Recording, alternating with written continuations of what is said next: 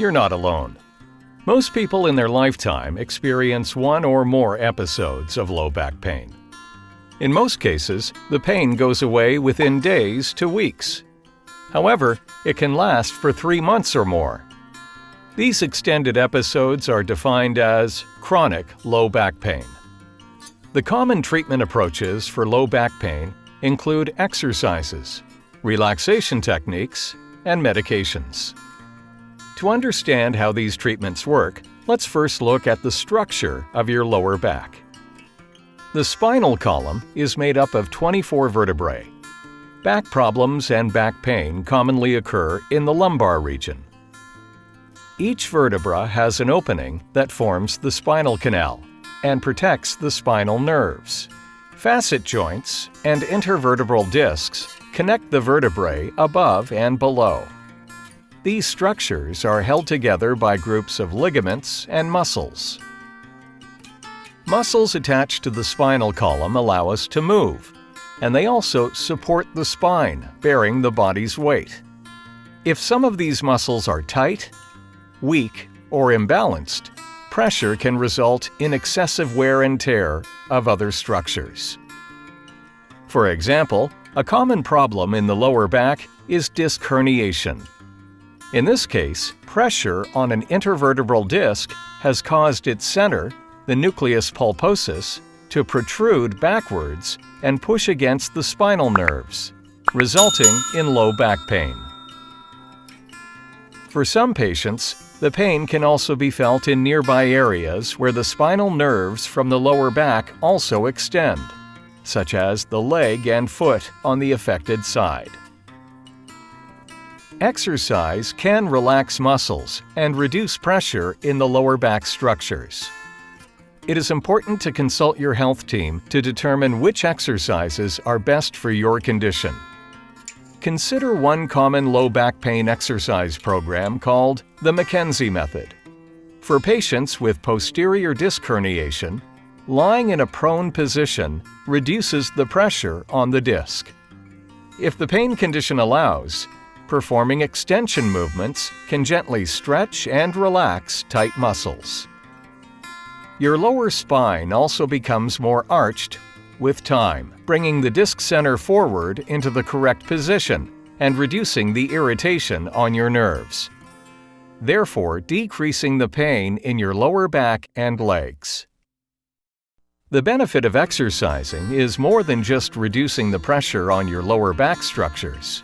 By integrating back exercise into your daily routine, you can condition your abdominal and back muscles, referred to as core muscles, and therefore prevent low back pain from happening again. For some patients, relaxation techniques such as meditating in a relaxed position, as well as cognitive behavioral therapy, can ease back pain. This is because our brain not only perceives pain, but also regulates pain signals. When back structures are damaged, pain signals ascend from the lower back through the spinal cord, arrive in the brain region that perceives pain, the sensory cortex.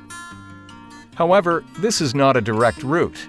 At least 2 connections have to be made. It's at these relay stations, which include the spinal cord and the thalamus, that pain signals can be regulated by the brain. Let's take a closer look at the first relay station, located in the dorsal horn of the lumbar spinal cord.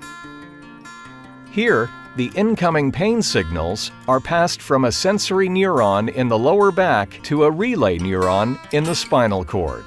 The pain signals then ascend up to the brain. This pain impulse can be reduced by a specific type of neuron carrying signals back from the brain. As a result, fewer pain signals are sent to the brain, so we feel less pain. However, if for instance you are stressed, these brain signals can increase the pain signals. Therefore, studies show that patients with depression or anxiety experience more pain, while patients who have positive attitudes and are engaged in their treatment feel less pain.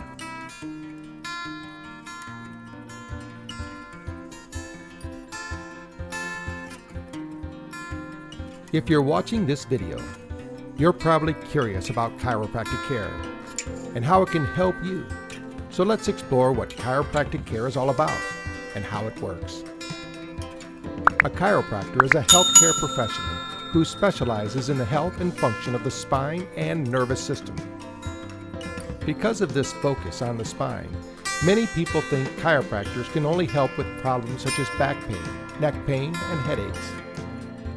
And it's true that chiropractors often help people with pain, but there is much more to chiropractic than this. Chiropractic care is really about total health and well-being. It's about helping people to feel great and get the most out of their life by functioning at their optimal potential. To understand how this works, it's important to consider that the spine's role in the body is to protect the spinal cord, which is part of the central nervous system. The spine is like a set of armor made up of segments so that it can bend and move naturally with the body. A spinal segment consists of two vertebrae and the joint that connects them, and there is a disc between each vertebrae which acts as a cushion. Underneath that armor, a whole lot is happening. Messages travel from around the body, up the spinal cord, and into the brain. The brain processes those messages and sends replies back down to the spinal cord to tell the body how to respond. The central nervous system is one big information highway, and it carries vital messages to every part of the body. Sometimes the wear and tear of everyday life can impact the spine and cause spinal segments to move in a way that is different to normal, in a dysfunctional way. That wear and tear can happen gradually, such as the form of bad posture, or it can happen suddenly, which is common with sports injuries.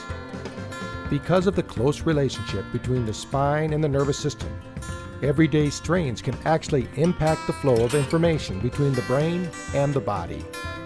Messages may not be delivered to the brain, or they may be inaccurate.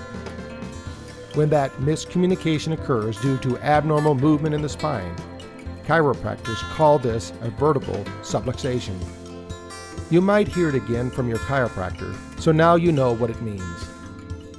By making fast, gentle adjustments to the spine, chiropractors restore its natural movement. They are acting like mechanics, tuning the spine and central nervous system so that the engine of the body runs like a race car. Just keep in mind that as you are adjusted, you may hear a popping sound that may seem a bit strange. In fact, it's completely harmless. It's just the release of gas between the spinal segments and is no more significant than any other releases of gas from the body. So are you ready to run like a race car?